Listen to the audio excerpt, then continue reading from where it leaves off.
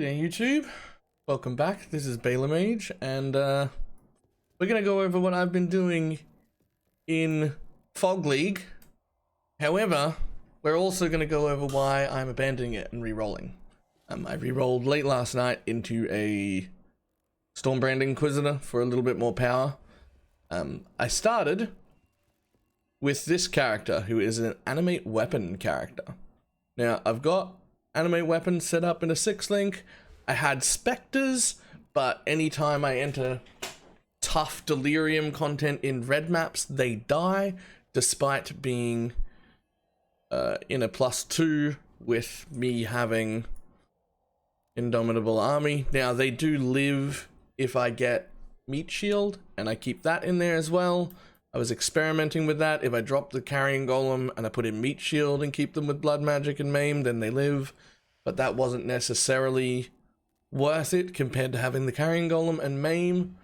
So I've really struggled with this build when it comes to density in the higher tier maps.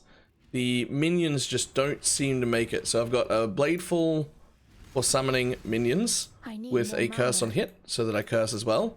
Now we're going to go in without Spectres, because I'm not rezzing them again. But you'll see what I mean from... It went really, really well early on. And then the higher the density, the more it struggled. And it got to the point where I realized, even though it was still doing okay in early reds, it was very obvious to me that it was not going to make it into the tier 16s the way I had it planned. So, if you're really excited about Animate Weapon and you want to see it working, Gazi has a much squishier version than this of Animate Weapon, and I would suggest checking that one out, because while it's squishier, he does way more damage and has way more clear speed. But you'll see how slow this is to get through stuff. Now, my single target is phenomenal.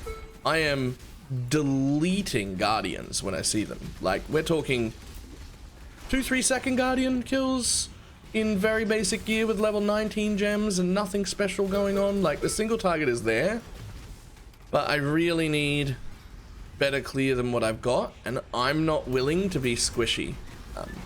I tend to try and build my characters still like we're in hardcore, and so I just don't want to have glass cannon builds, and it seems like that's the way to go to get Animate Weapon to do a decent job, which is disappointing to me. I am still able to get 4 or 5 rewards out of most of these, and that is probably enough for most people. So you might not, you might not have a problem with this, but I do. I wanted to be farming tier 16s, and I wanted to be farming them early, and the best course for me to do that is going to be to reroll. So I will probably return to this character at a later date when I can invest more into it. And if anyone out there is playing Animate Weapon and has a nice tanky version that actually manages to clear maps and clear the simulacronym shit, goes okay in the fog, I would love to know what you're doing different. One thing that gave me a lot of power, a lot of power, which is only 2 chaos, which I can suggest, is the Breath Stealers. They leave, excuse me, they leave these little spores on the ground every single time you kill a rare monster. They stay up for, I think it's like 20 seconds? No, 10 seconds. And they have one random aura. So any of the auras that mobs can have. So it's like a stationary mini headhunter, which, especially during the fog encounters when stuff is difficult and you're really struggling and not moving quickly through them, you can often have 4, 5, 6, 7 auras stacked up. And that has really helped me, and that's what pushed me up into being able to do high to mid reds, but it's not going to carry me. As a side benefit, you can anoint them, so you get an extra anointment. That's cool. What else have we done here? We've got Shield Charge, Faster Attacks. I've just got Flame Dash, Skitterbots, Convocation, Pride, Dread Banner, Cast for Damage Taken, Molten Shell, a Self-Cast Bone Offering, and we're wearing the Jinxed Juju, which I haven't anointed yet because the anoint I wanted was expensive and I didn't need res.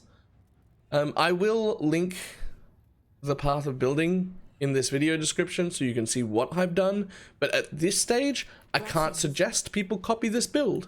Unless you're someone who usually only gets 2 yellow maps, in which case it will be perfectly fine. But if you want it to push into reds, I don't know how to fix that yet. What I will say is that these jewels are amazing. Anytime you're using a large cluster jewel, make sure you get the minimum amount of passive skills in the enchant, because this is incredibly efficient damage. We've got 1 travel node, a notable, 1 travel node, another jewel socket, 1 travel node and a notable, and then I've gotten a bunch of life off here. I believe the small ones would be better with 3 nodes instead of 2, but this is what I found. That is the only cluster jewel I'm currently using. That is what my tree looks like. I'm really just kind of frustrated and at a loss with this build. I didn't want to give up my shield. I don't want to become squishy. I didn't want to dual wield cold iron points. And I didn't know where else to go to make it do decent clear. And in frustration, we have re-rolled. So I'm going to be making a new build. As far as the actual league goes, I really only have one issue. And that is, I need a hotkey to speed up the like to end the encounter. And if they let me have a hotkey to end the encounter, I am 100% on board. This is a fantastic league. If you're finding yourself having a lot of problems with difficulty, start ending it earlier. Plenty of people are ending it after 1 or 2 rewards. The difficulty is actually tied to the distance away from the mirror you are, but in most cases, in most maps, you can just look at the reward and gauge roughly how far away you are, because they tend to go up together. If you kill stuff as you move away from the mirror, those 2 things tend to go up together, though it is worth noting that the reward is not tied to the difficulty, the distance from the mirror is. So if you do just skip through an entire map and get to the end with no rewards, it'll be very difficult at the end there. But if you're clearing like normal, you can generally use the rewards as an indicator, and 1 or 2 is a very reasonable amount. So don't be scared to end that early if you find that you're struggling with that. I have not done a simulacrum encounter yet, mostly because of the density problems that you just saw. I just don't think this build is good enough to go through those. So I'm just not. But yeah, alright. That is it. That is my update. There will be another one on the Stormbrand Inquisitor, hopefully tomorrow. Hopefully that goes much, much better. Alright. I am BalorMage. I will see everybody later.